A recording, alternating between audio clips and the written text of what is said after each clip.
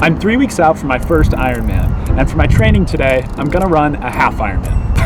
And I'm doing it on the IRONMAN Wisconsin course, the same one I'll be racing in 3 weeks. I wanted to get a feel for every leg, practice my transitions, and just have a solid, long training day. In this video, I'll break down how the workout went and show you everything I ate and drank to fuel it. I woke up at 4 a.m. to get an early start. Usually I have a tough time getting food down this early, but today I was able to eat 3 eggs, a bagel, and a glass of water with an electrolyte mix. And I got up at 4 a.m. today because I wanted to leave at 5 a.m. because the start of the Ironman is about an hour away from my house, and I knew the weather was gonna get really hot in the afternoon. So my goal was to start around 6 a.m. and ideally finish between noon and 1. Then I grabbed my water bottles for my bike that I had filled with electrolyte and carb mix, some gels, and a bunch of food for the day. Let's rip it. All right, we're leaving at 5:02 a.m. So we pretty much left right on time and would have gotten to the lake right around 6, but I had to stop at a gas station to get some sunscreen because I had forgotten some and did not want to go all day without sunscreen. And then we got to Lake Monona and I paid for about an hour of public parking, which was just $1. And then I locked up my bike. I had this long bike lock that I looped through my tire. Probably a little more paranoid about it than maybe I should be, but I did spend $2,500 on my bike, so I feel like it's worth it. But then I pumped up my tires and then filled up the water bottle that's on the front of my bike, had a quick banana, and then I filmed the intro for this video. And I was super stoked for today because I had 2 friends that are both just so talented at video that were helping me and chasing me around Madison all day. And there's just so much great footage here. I'm gonna get a banana in me, 100 milligrams of caffeine, and a little gel. And then we're gonna go swim 1.2 miles. And then I put my cap on and headed out to start my swim. I didn't start in the exact starting point, but I started pretty close to it and decided that I would swim towards it and then do part of the course just because the parking in this spot was a little bit easier. But yeah, then I jumped in and got started pretty fast. And one thing I've been working on with my freestyle is trying to pull directly forward rather than crossing over my body, which is what I kind of still do. And I only really started noticing it when some lifeguards at the pool that I swim in told me that I was doing it, and when I've seen some of the drone shots, so just know that I'm working on that. But it was really cool. There was a lot of people that were out swimming the course. And yeah, Madison just seems like such an active community, and it was really cool to see all these people out and about at 6 a.m. on a Friday morning swimming in Lake Monona. But yeah, I've been working on improving my stroke, especially in the last couple of weeks. I've been thinking more about it because I'm swimming so much longer and I need to be more efficient. But I have been swimming 10,000 yards a week for so long, so it has been a little hard to course correct, but I think it's definitely getting a little bit better. And I wrapped up my swim after about 43 minutes. It clocked as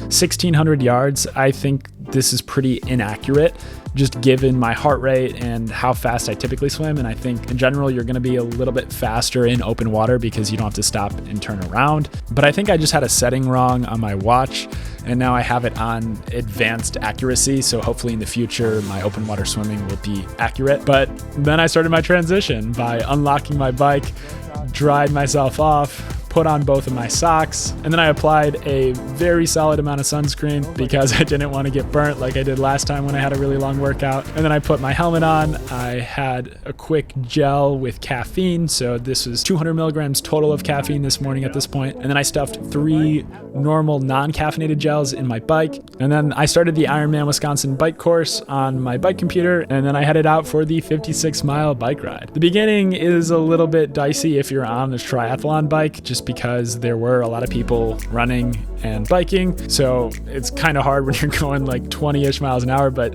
this is the road that you go out on. But there is a bike path, just don't expect to go 25 miles an hour if you're gonna be trying to do this course. And then maybe 5 miles in, you pass the Wisconsin basketball stadium, which is really cool. I ended up taking a wrong turn in here and got turned around a couple times. And then I hit this point where the road turned to gravel, so I had to take a detour. I actually knew about this detour, but I had just forgotten about it. I did the entire course a couple months ago, and I guess I just assumed that this part of the course would be fixed by then, but it wasn't. But it was pretty easy to take a detour and just go around a little bit. But yeah, once I got out of the downtown area of Madison and got through that detour and some of the traffic, you can really get going pretty fast. And at this point in the day, it was only like 70 to 75 degrees Fahrenheit. So it was really blissful beginning of the ride, especially. But I knew I had a pretty long ride ahead of me because this course is very notorious for its hills. And there's 2 hills in particular that are really challenging, and they're on the looped portion of the course. And the footage that you're seeing now is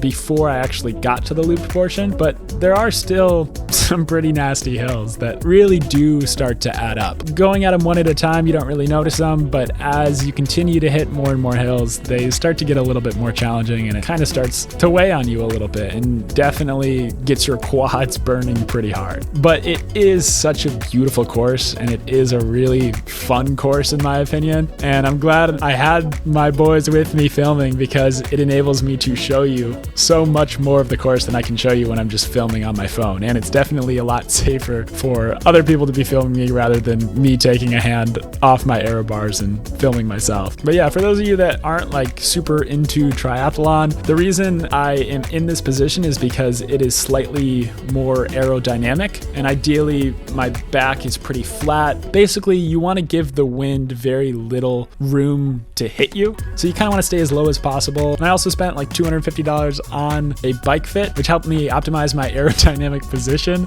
I feel like it was worth it, but if you're not super into triathlon, maybe it's not worth it. But yeah, here's me drinking out of my water bottle. In this back water bottle that I'm drinking out of now, I had 2 electrolyte packets that both had 500 milligrams of sodium, so about a gram of sodium in that back water bottle. And I also had a gram of sodium in the water bottle that is the aerodynamic black water bottle in the middle of my bike. I don't know if you can see it there. But yeah, like I said, these hills really do get to you, and I think it's kind of a mental thing where you really just have to stay mentally tough, especially at the beginning of the hill, because I think if you get to a hill and you're ripping it pretty good, it just makes the hill so much easier, I think, and a little bit faster. So I really do try to rip it as hard as I can up the hills. I don't know if that's the best strategy, but for me, mentally at least, it enables me to get through the hill faster, and if I give it more effort, I can get to the top faster. So that's kind of my general philosophy, I guess, is just power through it, rip it as hard as you can. And it seems to work pretty well for me. It does get harder, especially on this course, especially the second time around with the 2 big climbs, which I still hadn't hit yet at this point. Here's me climbing again. Like I said, there are a lot of little hills, and you don't really think about it, especially if you're not a cyclist, but when you do hit those hills, it is really tough. But yeah, here's me taking the first of 3 gels. These gels have 20 milligrams of sodium and I think 30 grams of carbs. I think they taste the best and they upset my stomach the least of any gels. I go with the Morton gels. Not sponsored, but I would like to be sponsored. So if you're watching this, Morton, please sponsor me. But yeah, also the goofy looking helmet that I have on is kind of like an aerodynamic helmet. So in theory, the air is hitting that top part of the helmet and kind of gliding over it versus having a normal cycling helmet. I don't know how much time it's really saving. Hopefully it's saving a good amount of time for me, but I'm not entirely sure. I found that when I'm cycling, I try to think of it now as a fluid circular motion rather than emphasizing the pushing down on the bike. So I'm also trying to think of it as emphasizing bringing my leg back up, because you get more power and you're able to go faster when you're really just spinning your legs continuously and fluidly. And I think as I've cycled more and more, I've gotten better and better at thinking of it like that. And I think that's what's made me faster. And then here's me going up the first major climb of the IRONMAN Wisconsin bike course. I think it's about a 5 to 6% gradient and 0.75 miles total is what my bike computer says it is. And I really like programming the course into my bike computer because it pops up as climb number 1 of 4 total. I'll do this one twice and then I'll do the second one twice as well. But like I said, I really try to hammer the beginning of it and get in a good pace and just try to keep that pace as long as possible.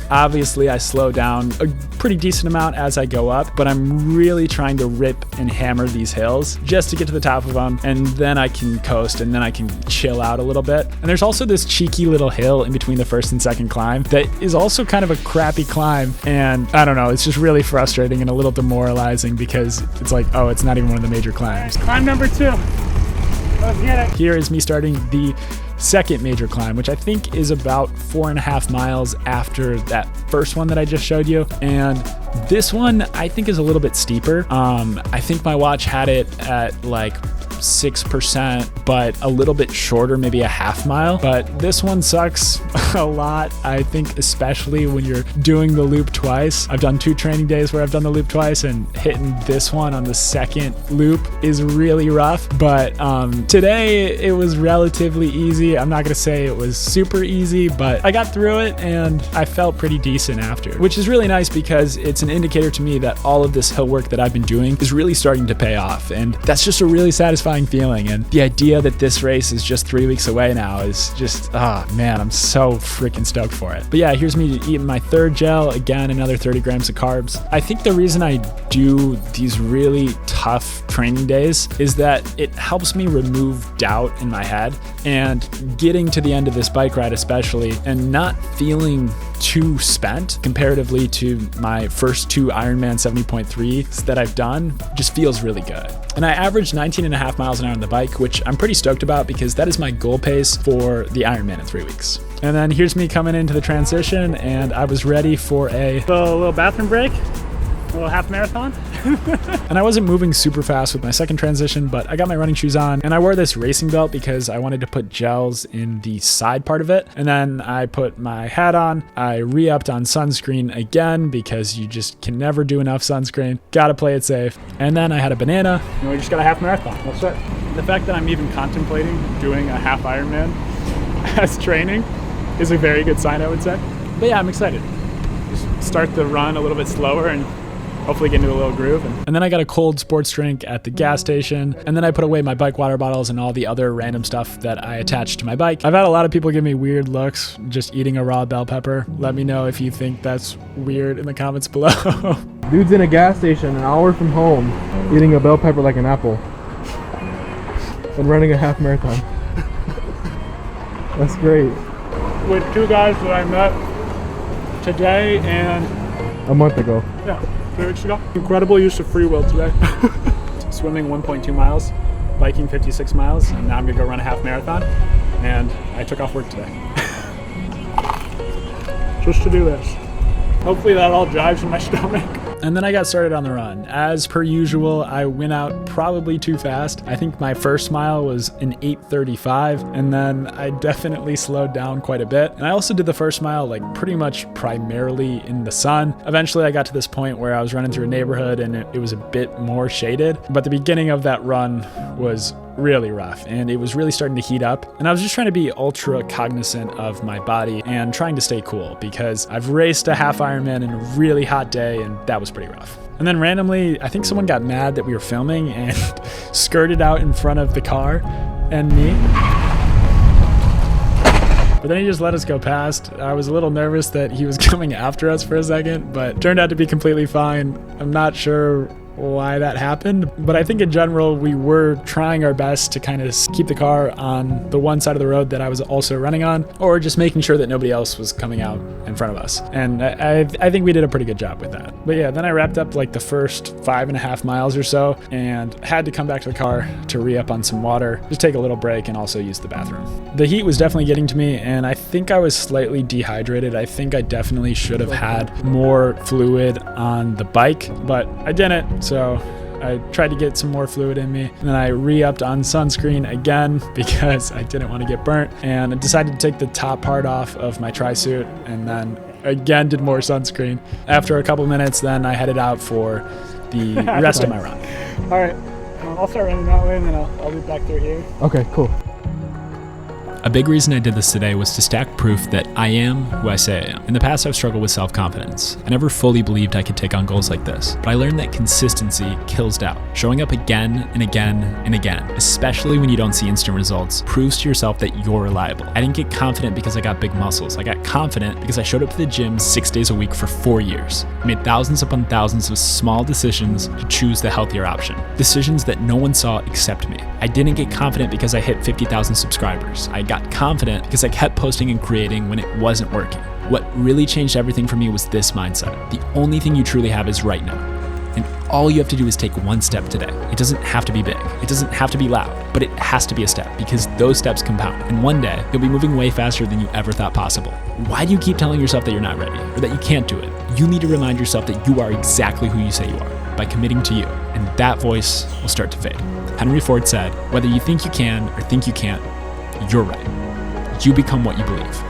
You become the narrative of what you tell yourself, and you'll never have more energy to chase it than you do right now. The only thing you have is right now.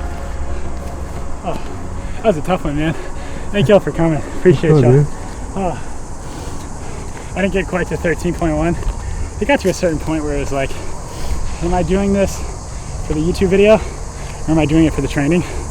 And I think that demonstrates a little bit of growth for me, because 3 months ago, 6 months ago, I would have just said, I'm gonna push through it. I'm gonna get the extra like 1.6 miles away. My knee isn't feeling 100%, so I just wanna play it safe.